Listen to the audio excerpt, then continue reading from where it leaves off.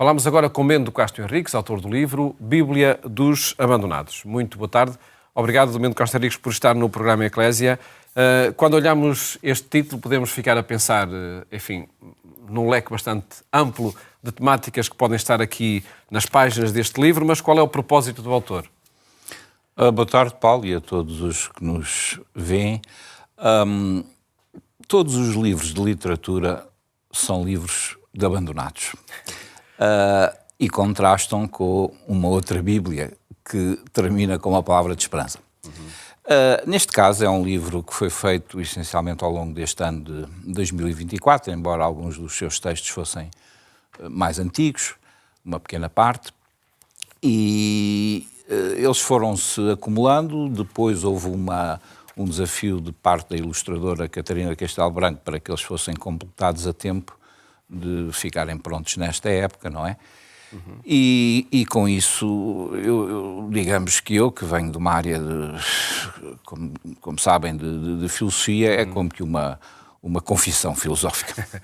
Inspirada nas narrativas e em episódios bíblicos. Digamos que as duas primeiras partes, sim. Aliás, nas duas primeiras partes, o livro tem 3 partes, e tem uma quarta que é importante, porque no fundo é um livro que é também um coletivo, uma vez que é acompanhado de um conjunto de muitos testemunhos de pessoas, o Padre António Martins, o Frei Junito, a Emília Nadal, a Teresa Toldi, que vai aliás apresentar hoje o livro na Capela do Rato, às 21h, e esses testemunhos, vários deles dizem, até melhor que eu, porque é sempre difícil quem faz um texto poético comentar-se a si mesmo, só não fazia o texto poético, dizem que ao que vem, não é? Sim, e partia precisamente do testemunho do Artur Mourão, quando refere que há momentos de memória trágica e muitos lamentos, há ironia, há protestos, denúncias de censura e também o tom profético do denunciador. A poesia permite também, enfim, abrir o leque das temáticas assim, em várias perspectivas. Eu creio que sim, e agradeço essas palavras ao Mourão, de quem, como sabe, colaboramos em várias áreas. Próximos, sim. E o que acontece é que a poesia exige concisão. Exige que o máximo de conteúdo seja dito, por assim dizer, no mínimo de palavras e, se possível, com impacto. Se torna também inspiradora.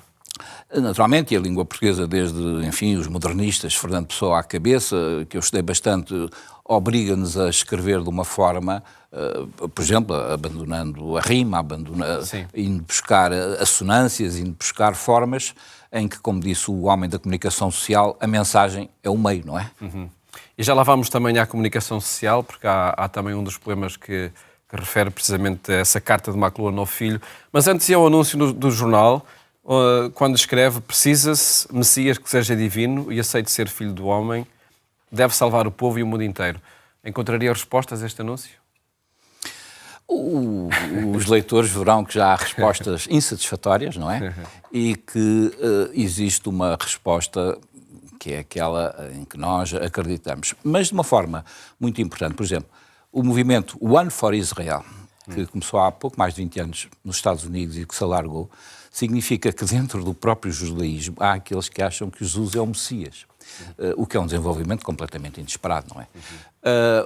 As conversões de muçulmanos, descritas, por exemplo, pelo missionário batista David Garrison, mostram que nos últimos 15 anos, os números são variáveis, os números são de cerca de 5 a 7 milhões de muçulmanos em todo o mundo, chegam a Jesus através do Corão, porque, como toda a gente sabe, Maomé só é citado 3 ou 4 vezes no Corão, Jesus é citado, e Azia Ben Maria cerca de 100 ou 130 vezes com Maomé.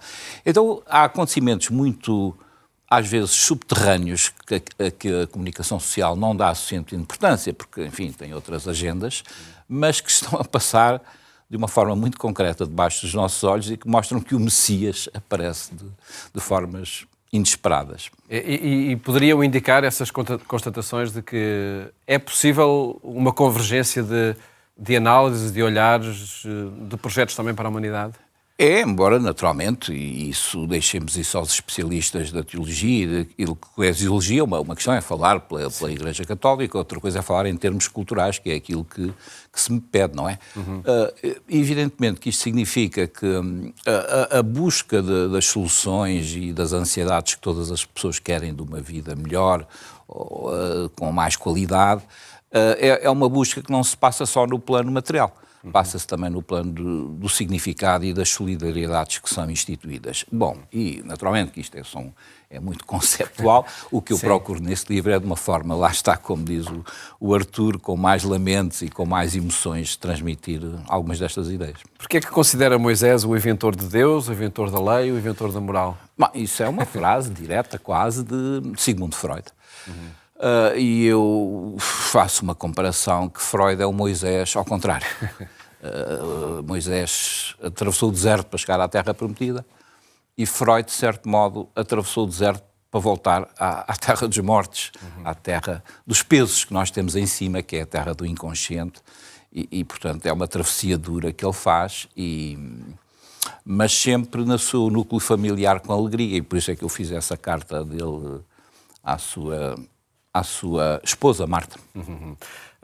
Permita-me ainda ir buscar outra citação assim isolada, quando fala de tantas palavras como o consubstancial, o céu, o omnipotente, e tem um desabafo, é na pá, tanta palavra que não nos salva. Eu creio que qualquer sondagem confirmaria, e até com números mais graves. Isto é, há um desfazamento óbvio que tem a ver com, digamos, com a má secularização, tem a ver também com erros nossos, digamos, e tem a ver com a falta de comunicação que a maior parte do vocabulário eclesial e teológico tem na maioria das pessoas. Por outro lado, isso é uma oportunidade, tal como foi nos primeiros tempos da Igreja, que também foram tempos sinodais, em que não havia, digamos, uma linguagem sacra ou um tempo sagrado completamente distinto da linguagem comum e do tempo comum. Então aquilo que aparece como uma diminuição é ao mesmo tempo uma enorme oportunidade de comunicação do que eu creio que é a mensagem evangélica. Ainda duas citações, creio que já estão na terceira parte do livro. Quando fala de África, diz: perdoa-nos e não repitas o que nós fizemos. Há aqui uma acusação ao Ocidente? Há uma acusação a todos neste sentido. Esse texto que é sobre a escravatura e sobre o qual existem realmente descrições impressionantes que deviam ser conhecidas de todos, não é? A escravatura que já preexistia com os árabes, com as próprias populações africanas. O que acontece é que nós vemos que o princípio é sempre o mesmo, é o princípio das oligarquias que querem, enfim, ganhar rendimentos à custa da exploração do ser humano, e isso não tem a ver com a etnia dominante, tem a ver apenas com o poder dominante. E, infelizmente, nós vemos continuar em África esses erros que nós fizemos. Uma referência à comunicação. Nessa tal carta de McLuhan ao filho, afirma: no princípio era a imprensa, depois apareceu o mundo. O mundo condenado pela magia negra da tinta do jornal. Provavelmente isso faz parte dos procedimentos para chamar a atenção. Inverter que primeiro era a imprensa e depois é o mundo. Mas perante a soma avassaladora de informação que nós vivemos... Isso notícias até negativas? Até parece verdade, não é? E realmente ainda ninguém sabe ainda bem como se defender desta informação avassaladora nas redes, na comunicação social. Aqui estamos num programa mais calmo, mas não há dúvida que o McLuhan foi das primeiras pessoas a perceber que perante tantos dados, o modo, fosse a rádio que ele estudou, fosse a imprensa, fosse a televisão, criavam expectativas completamente diferentes das pessoas, e daí a sua fórmula fundamental de que a mensagem é um meio, e hoje em dia com as redes sociais também vemos que é um meio que só por si já formata uma ansiedade e uma expectativa nas pessoas. Mendo Castro Henriques, e esperamos que a partir também destas, enfim, algumas pescagens que fizemos aqui de citações dos vários poemas, tenhamos suscitado a curiosidade pela sua leitura. Qual é o seu propósito ao oferecer este livro aos leitores? É estar vivo junto com outras pessoas. Isto é, nós estamos numa época em que há um problema, a meu ver, mesmo brutal, de sobrevivência através do sentido.